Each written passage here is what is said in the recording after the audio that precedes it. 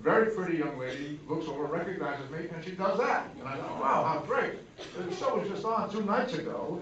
Well, this is a Saturday, and on Thursday night or whatever it was, and she's doing that. And I thought, oh, that's terrific. I rolled down the window. The fact that she was pretty had something to do with it. I said, can you do it with your left hand? And she went about like this. She said, I'm sorry, I speak it with an accent. Wonderful, wonderful. That night, the local record distributors had a dinner for me, a private dinner at a restaurant in Cleveland. And we're in this private room, and after a little while, somebody came to me and said, Jimi Hendrix is in the restaurant. He heard you were here. He wants to know if you can come in and say hello. I said, well, I don't know. I don't know if we should let Jimi Hendrix in here. I said, of course, bring him in. And I have that photograph of he and I and Noel Redding and some other people in the photograph. Yeah. Yeah, that was a good day in Cleveland.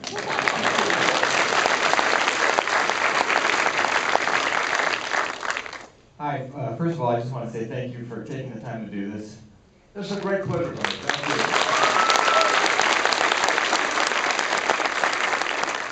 you. 2 questions. Of all your contributions to Star Trek, which one are you most proud of and satisfied by? And then the second question, how would you like to be remembered? What's the last part? How would you like to be remembered? Oh, I will exercise no control about how I'm going to be remembered. Believe me, I'm very, very proud of the Spock character. It's very clear to me that will be the first line of my obituary. I hope it doesn't say he's the guy who wore the funny ears. It's very clear to me that that's my identity. That's who I am. I'm the guy who played Spock. I've done a lot of other things that I'm very proud of. But I'm very clear about what my public identity is all about, and I have no regrets. No regrets. Yeah. Just which question? I think we can do that one. First of all, it's an honor to meet you. I love you. You're amazing.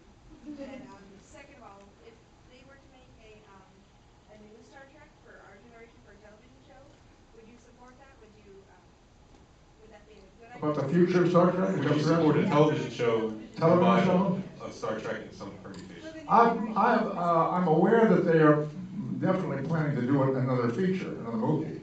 I don't know of any television plans, and I don't expect to be involved. Honestly, I really don't. I think it's pretty clear that I did what they needed done, and I'm sorry. Would you be supportive? Would you be supportive? Why not? Of course, of course. Absolutely, absolutely. Yeah, but I think right now their focus is on doing another movie because this one was so successful, and when they have a successful movie, they're always thinking, well, let's do another one. Right there. Yes. Yes, sure. Hi. It's really nice to see you. I'm a visual effects artist working on film. I just want to know your opinion about visual effects since you've been dealing with them since the very beginning up into the computer age. Like, how do you view visual effects? It's a good question. Visual effects are changing so much. I mean, now we live in the age of Avatar. Some actors don't like it. They feel like acting is diminished by visual effects. Other actors embrace it and love the adventures that goes on. So I think she's acting since you've been part of visual effects. First, I'll tell you why I need for him to tell me what you said. Bill Shatner and I both have tinnitus. You know what that is? It's a ringing in the ears. And I have a hearing loss as a result of it. And I think it both happened to both of us because on the set one day, they set off a special effects explosion. And we were both. I said that's when you think of visual effects. Yeah. No, I'll tell you about that. Obviously, the special effects have come a long, long way since we made our first shows. They do extraordinary things. Avatar, I thought, was an amazing accomplishment, technically. But isn't it interesting that it did not win the Academy Award? What won the Academy Award? For visual effects? No, the movie, best movie. Best picture, Hurt Locker. Hurt Locker, yeah. Why? Good question. I think because of its story. Well, somebody got me boring? It was boring. What was boring? Which movie? Hurt Locker. You said Hurt Locker was boring. Hurt Locker was boring? Yes.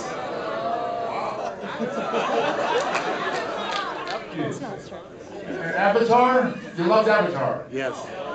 No? I think Hurt Locker was considered an evocative, character-driven, powerful story about something that's going on. You just said it, powerful story. We've seen the Avatar story before. Yeah. Oh, you've seen that story. Sure. Dave's a little So I think the answer to your question is, what's driving a good movie?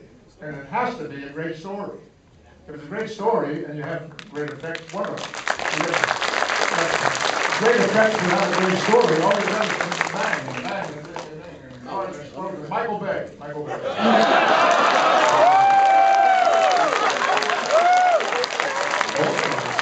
I can say that because he's my wife's cousin. It's true, he's my wife's cousin.